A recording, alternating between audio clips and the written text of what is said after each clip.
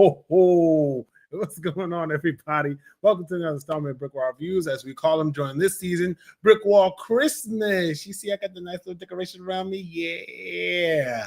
I'm Dave, and right now I'm going to be talking to you guys about a Christmas special that I absolutely enjoyed watching, that I actually kind of forgot about when I was asking people about what's a nostalgic Christmas special that came out, because during BrickWall Christmas, I do a lot of Christmas specials that I grew up with, that I grew up watching.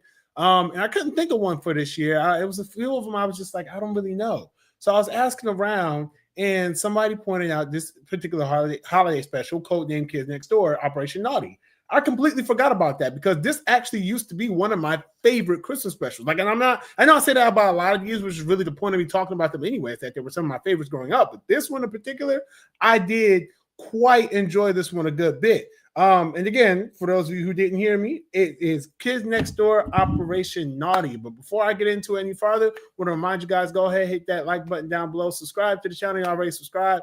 Follow us on social media. Hold on. I had something real cool I wanted to do when I said subscribe. So hold on, just give me a second. Give me 1 second. Okay, yeah. So make sure y'all hit that like button and subscribe to the channel. Hey, y'all see that? Yeah, your boy came up in the world. So let's get into it. We're on Facebook, Instagram, Twitter, Twitch, TikTok, to which I don't have that showing down there. Bam! We're on Facebook, Instagram, Twitter, Twitch, TikTok. Rock with us. So getting into it. So codename Kids Next Door, for those of you who don't know, this is a show about a group of 5 kids, number 1, 2, 3, 4, and 5. And they are part of an elite secret agent or secret organization that is I'm trying to figure out how they explain it. They pretty much are they're like kids secret agents that protect other kids from adult tyranny. Like there's a villain that they have that's like that's called the Night Brace, I believe, and he's like you got to have good dental health. There's a Count Spankula. There's a granny who wants to give you like a bunch of healthy, gross food at lunch for school. It's a very, I will say, it's kind of, the premise is a little bizarre. But that's not me saying that is like super strange. This is a really interesting show, and I know that this show was one of the most popular shows back then when it premiered. Everybody wanted to be part of Kids Next Door. Everybody wanted to be an agent. This was like one of the biggest shows Cartoon Network had. And I would argue that this is one of the first shows that actually kind of tapped into serialized storytelling, especially in this later seasons where so much got real.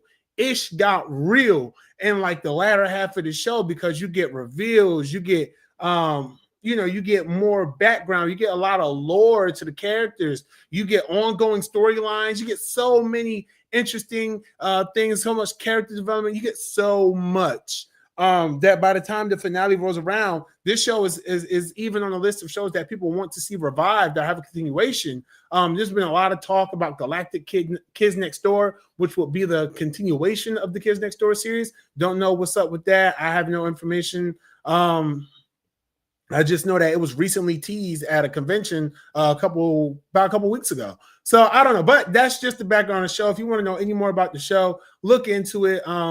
It's not really available on any main streaming services without having to pay for it. But the she blows, 7 C's. If you catch my drift. But this particular episode, so all the KND episodes, their title is like an acronym for something, right? So Operation Naughty is an acronym for Nini's Almost Undo Greatest Holiday This Year. Okay, so this follows the kids next door as they were framed for stealing a very precious item from the North Pole. And now they have to not only clear their name, but also fight against the ones who took the item, which if you're a Kids Next Door fan, you already know who took it. You already know who posed as the Kids Next Door. You already know they got their butts kicked, okay? But you know what? Spoilers, okay? I shouldn't have to say that. This is a TV show that came out over a decade ago, but I'm still going to almost 2 decades ago, actually, this episode premiered. It premiered in 2006, I believe. So getting into the rhythm of it. It was the delightful kids. It was delightful children from down the lane. They end up framing the Kids Next Door. And so one of the things that about this episode that I really enjoy, that really sticks with a lot of people, is that this is very much a Marvel parody. So the elves that go after the Kids Next Door, when they think that they're the ones who stole like this, I'm going to say the MacGuffin, right? Because that's what it's called narratively. So the elves that go after the Kids Next Door, when they think that they took the MacGuffin, they are an X-Men parody. Like they are the X-Men. You have hold on, I gotta get everybody's names. Hold up. You think I have this in front of me, but I don't. It's the Elf Strike Squad, and it consists of Snow Angel, Coniferous, Nutcracker, and Wintergreen. Those are their X-Men representation. And let's see, left to right. So Snow Angel, she's she's supposed to be like Angel from the X-Men, supposed to be that character. Coniferous, he can turn into like a pine tree, something like that. He's kind of like Colossus. Colossus turns into the metal. This guy, he coats himself in pine tree from Christmas trees and stuff. You got Nutcracker, who's a reference to Nightcrawler, and he can do the teleporting as well. And then Wintergreen, come on, think about it. Wintergreen, Wolverine. Instead of adamantium claws, he has candy cane claws. He's just saying, bub and all that stuff like that. So them going after the Kids Next Door honestly leads to a very, very fun fight sequence. To where you can see them use their powers, you can see the Kids Next Door combat against them, and it kind of culminates in a 12 Days of Christmas reference. On those first day of Christmas, my true love gave to me. Then they do from 12, but they go from 12 though, so they do a whole countdown, and they have all of these things land on them. So what's it? I don't know the song. Okay, I'm sorry. I tried to think of it. I don't know what 12 or 11 is. No, it's 11 lords are leaping, 10 drummers drumming, 9 mills are making, not mills are making, milfs are milking now. That's a different thing. All right, let me stop before we get too far. So back on topic, okay? So like I said, they pretty much have to team up with them to save the North Pole and save Christmas, because the Delightful Children's plot is because they're naughty, right? The Delightful Children from down the lane, don't let the name fool you. They are naughty. They're like some of the main antagonists of the show, and they're on the naughty list. They want to pretty much get all the presents and make everybody else naughty and make themselves on the nice list, which kind of bears reference to another Christmas special I talked about a couple years ago, the Powerpuff Girls special, where Princess Morbucks wanted to make everybody else on the naughty list and put herself on the nice list so that she can get all the presents. Another thing that was fun in terms of this being Marvel references and stuff like that, they had a Fantastic Four reference. And I have these in my notes in front of me, so I was a little prepared. But let's see. Do I have that information?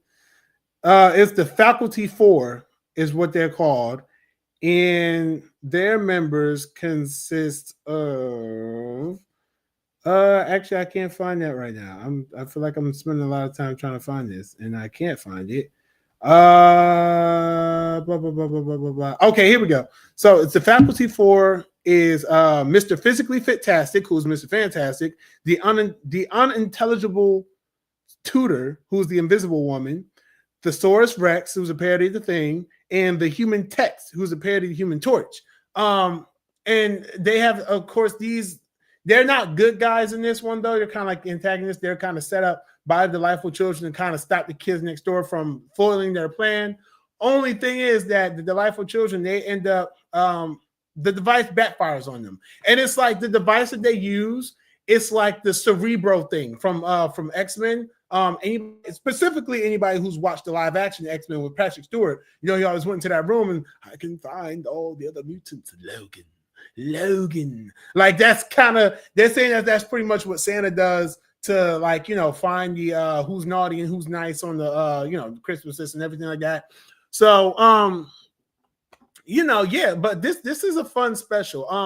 You know, it has the narration, the comic book style, like it starts like a comic book. You know, you have Tom Kenny doing an amazing job as a narrator. 'Twas the night before Christmas, like he does his whole thing. One of the things I've enjoyed about this special, and that a lot of people enjoy about the special when I was talking to them, is it's actually really is just a Marvel reference. Like this came out at a time where those types of references, I'm not going to say they were deep cut, but they were very niche. Like everybody didn't, the superheroes weren't as big in pop culture as they are now. The X-Men, yes. So it was like a slam dunk with the X-Men, right? But like even with the Fantastic Four, kind of a slam dunk because we had movies on them. Excuse me. We were already used to them being in the pop culture zeitgeist. But like if you were to do that type of parody today, it will be like instantly recognizable. It'll be like, oh wow, they've done that a dozen times. It's like we've seen that. But back then when the special came out, that was very rare. Like, and that's one of the things that I know that I loved about the special when I watched it as a kid, is that wow, they're doing this like a comic book. And not only that, but they're going the extra mile by making some of the sentences, not all the sentences they say, but most of the sentences that they say with the narration and stuff like that, they rhyme. So it's like they're rhyming and they're making a reference to the Marvel comics. And it's so cool to see, like, you know, nerdy stuff and whatnot. So it was always a real fun special to watch. And the Marvel references aren't the only ones in this. They have references to the Grinch, obviously, you know, references to many other different Christmas things. And another side plot of this, I mentioned earlier that Kids Next Door got a lot into character development and serialized storytelling and things as such. So there's a plot line in the Kids Next Door series where number 3 has this kind of like crush on number 4, and they kind of have a crush on each other, but they don't really go for it, you know, because they're like both like really nervous. Number 4 being like a hot-headed individual, but like, you know, really kind of feeling number 3, but not really knowing how to say it or how to express it and stuff like that. It's a very interesting character dynamic that they have. And in this special, number 3, she buys number 4 a gift for Christmas, but number 4 has not bought her a gift at all. So he's like, oh, dang, like, you know, she got me a gift. What am I going to get her, though? Like, I didn't even. So number 3's thing is she gets upset because she got him like this really rare rainbow monkey, which rainbow monkey is like their Care Bear in that universe. You know, she got him like this gift and everything. And part of it is that she gets mad, like crashes out while she's kind of like taking control of the device that Delightful Children had to control of, and she's starting to lose it, but he offers her a gift. I won't say what it was, but if you've seen a special, you know how half-assed that was. But it's funny because that's kind of the point. You know, he's not thoughtful or anything like that, and it's his mission, not his mission, but it's part of his character development in this episode, in the series as it continues, to kind of try to be more thoughtful towards number 3 so that he can properly express his feelings towards her, and maybe they get together, maybe they don't. You know, that's a plot line I really don't remember much from the original series. But overall though, it was really fun revisiting this special. I will be honest with y'all, when I went to watch it and I found I found a way to watch it. So when I went to watch it, there was a middle chunk that was cut out of the special. So it kind of has the beginning and then it goes to the commercial, and then when it comes back, it's at a later part in the special. So I didn't get to see everything like beginning to end, because this is like a 22-minute special. And I only saw about a good like 12, maybe 17 minutes of it. So there was stuff that I missed that I really wish I didn't. So most of it I kind of just read up on and kind of just like familiarized myself with what was going on there. But this is a really fun special to revisit. In terms of my rating for this, I give this episode, I give it about a 3.9 out of 5 stars. It was fun. It was enjoyable. The references felt fresh then, and they still feel just a little fresh now. This special does hold up very, very well. Nothing is too dated in here. And yeah, it's a really fun watch. So check it out somehow, some way. If you're able to watch this, if you're able to get your hands on this, I do recommend watching this episode. It's part of the 5th season, aired as the 5th episode of the 5th season, was produced as the 1st episode of the 5th season. So yeah, check it out. Kids Next Door, Operation Naughty. And what does Naughty stand for, you ask? Well, Naughty stands for, not what does it mean, but what does it stand for? With the acronym for Kids Next Door, stands for Ninny's Almost Undo Greatest Holiday This Year. Make sure you check it out wherever you can find it. And that does it for me here. Thank you all for tuning in. I really appreciate it. If you enjoyed this review, why don't you do me a favor, right? Do me a real big favor, right? You go ahead and like and subscribe. Follow us on social media. We're on Facebook, Instagram, Twitter, Twitch, TikTok, reviews everywhere we are. Yeah, that's it. So until next time, y'all, stay holly, stay jolly. Peace. Ho, ho, ho, ho. Okay, that's it. I'm done. Peace.